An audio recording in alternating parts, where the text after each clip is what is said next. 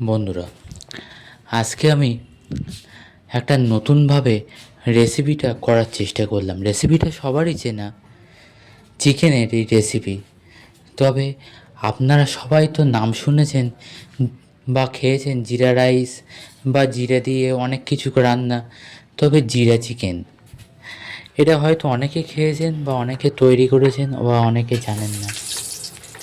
তবে আমি চেষ্টা করব আপনাদেরকে সহজভাবে বানানো। আমি এটা কেন বানালাম, এত রকম চিকেনে তো টক দই, কাজু পেস্ট, মালাই চিকেন, নানা রকম চিকেনের কত ভালো ভালো রেসিপি আছে। আমি এটা বানালাম কারণ আমার হাতে সময় খুবই কম, খুব চটপট চটজলদি করতে হবে, আবার যাতে স্বাস্থ্যের দিকটাও ঠিক থাকে সবটা দেখতে হবে। তাই আমি ঠিক করলাম এই রেসিপিটাই বানাবো। কারণ জিরে একটা খুবই ভালো মশলা, মানে এটাতে মানুষের অ্যাসিডিটি খুবই কম হয় আর চটপট রান্নাও হয়ে যাবে। আমি মাংসটা ম্যারিনেট করব না। আপনারা তো সবাই ম্যারিনেট করে খুব কষিয়ে চিকেনটা করতে ভালোবাসেন। তবে এই রান্নায় ম্যারিনেট করা লাগবে না, এতে সময়টাও বাঁচবে। দেখুন কিভাবে করছি আমি। যদি ভালো লাগে অবশ্যই একটা লাইক আর কমেন্ট করে জানাবেন। কিন্তু প্রথমে চিকেনটাকে খুব ভালো করে পরিষ্কার করে ধুয়ে জল ঝরিয়ে রেখে দেবো, যাতে ওতে এক ফোঁটাও জল না থাকে। এরপর আমি বাকি জিনিসগুলো রেডি করে নিয়েছি। যেমন ধরুন এই যে এটাতে একটু পেঁয়াজ বেশি লাগবে, পেঁয়াজ নিয়েছি। আমি রসুন আর কাঁচা লঙ্কাটাকে একসাথে পেস্ট করে নিয়েছি। তবে একেবারে মিহি করে বাটবেন না, একটু খিচি খিচি রাখবেন। আদার পেস্ট আছে, এই দেখুন আদার পেস্ট রেখে দিয়েছি। এছাড়া আমি এখানে টমেটো ইউজ করব না, তার বদলে আমি সস ইউজ করব, একটু রেড চিলি আর টমেটো সস, দুটোতেই হয়ে যাবে। এই ধরুন মোটামুটি আয়োজন। আর মশলার মধ্যে নিচ্ছি আমি মেন জিরে থাকবে, একটা শুকনো লঙ্কা, দিলেও হয় না দিলেও হয়। এছাড়া থাকবে আমার কিছুটা জয়িত্রী ফুল আর কয়েকটা ছোটো এলাচ। আর এখানে আমি কয়েকটা বলতে খুবই কম দেবো, দুটো কি তিনটে। মেন দারচিনিটাকে বেশি করে দেবো। আমি এখানে ঝালটা খুব কম ইউজ করছি। আমি এখানে কাঁচা লঙ্কা একটা বা দুটো ইউজ করেছি। মেন ঝাল ওই জিরা আর দারচিনি থেকেই আসবে।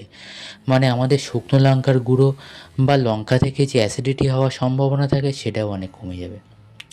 এরপর আমি প্রথমে কড়াই বসিয়ে তেলটা গরম করে নিয়ে প্রথমে আলুটাকে খুব ভালো করে এপিঠ ওপিঠ ভেজে নিয়ে নামিয়ে রেখে দেবো। তারপর খুব অল্প তেলেই জিরেটা খুব বেশি পরিমাণে দেবো। আপনারা দেখতেই পাচ্ছেন আমি এখানে 800 গ্রাম চিকেনের জন্য কতটা জিরে ইউজ করেছি। এরপরে আমি ফুল মানে জয়িত্রীটাকে খুব টুকরো টুকরো করে হাতের সাহায্যে কুচিয়ে নিয়ে সেটাতেও জিরের পাশে আমি দিয়ে দিলাম তেলের মধ্যে। এরপর আমি ছোটো এলাচ দুটো, দালচিনি একটু বেশি করে, আর লবঙ্গ একটা বা দুটো না দিলেও হবে।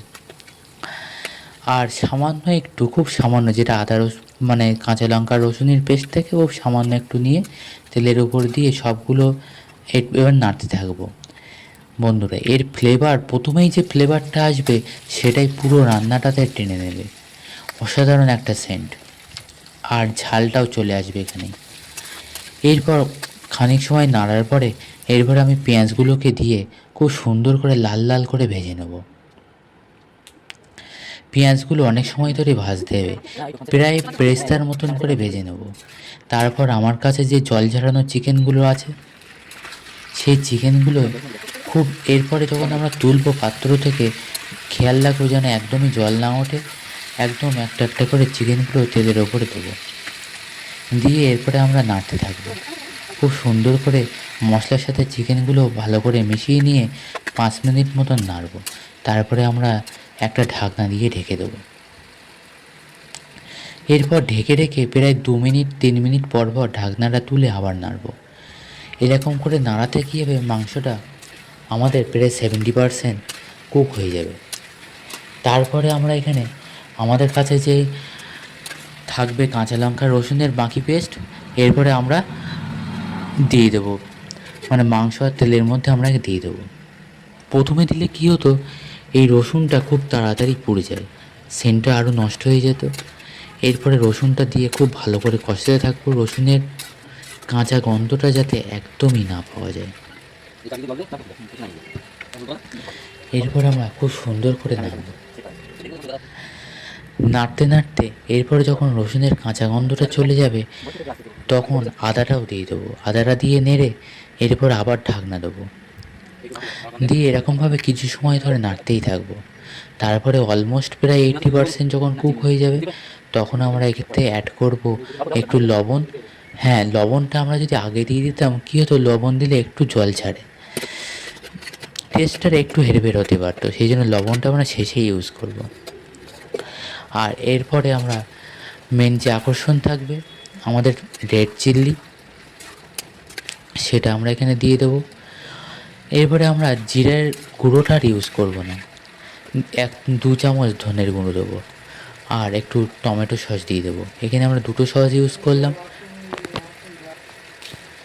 রেড চিল্লি আর টমেটো সস। এটা দিয়ে খুব সুন্দর করে কষাতে থাকবে। এরপরে একটু খুব সামান্য পরিমাণে আমরা চিকেন মশলা ইউজ করলাম। আপনারা চাইলে বাড়িতে চিকেন মশলা বানিয়ে নিতে পারেন, সেটাও দিতে পারেন, বাড়িতে ব্যবহার করা মশলা। আমরা দোকান থেকে কিনে এনে একটু চিকেন মশলা ইউজ করেছি। এরপরে পরিমাণ মতন হলুদ দিয়ে দেব, দিয়ে দেখুন কালারটা কত সুন্দর এসছে। এরপরে নেড়ে চেড়ে আমরা উষ্ণ গরম জল এখানে ঢেলে দেবো। আমাদের আগে 80% কুক হয়েছিল, তাই জলের পরিমাণটা খুব কম দেবো। আপনারা যেমন মানে তরকারি জুস রাখতে চান তেমন পরিমাণে জলটা দেবেন। জলটা দেওয়া হয়ে গেলে এটা যখন ফুটতে থাকবে আমরা প্রায় মিনিট 15 ফুটিয়ে তারপর তরকারিটা নামিয়ে নেব। বন্ধুরা, আমরা তো বাড়ি টেস্ট করে দেখলাম যে অন্যান্য যে চিকেন তার থেকে অসাধারণ টেস্ট হয়েছে। আপনারা অবশ্যই একবার বাড়িতে এইভাবে বানিয়ে কমেন্ট করতে ভুলবেন না যে কেমন হলো।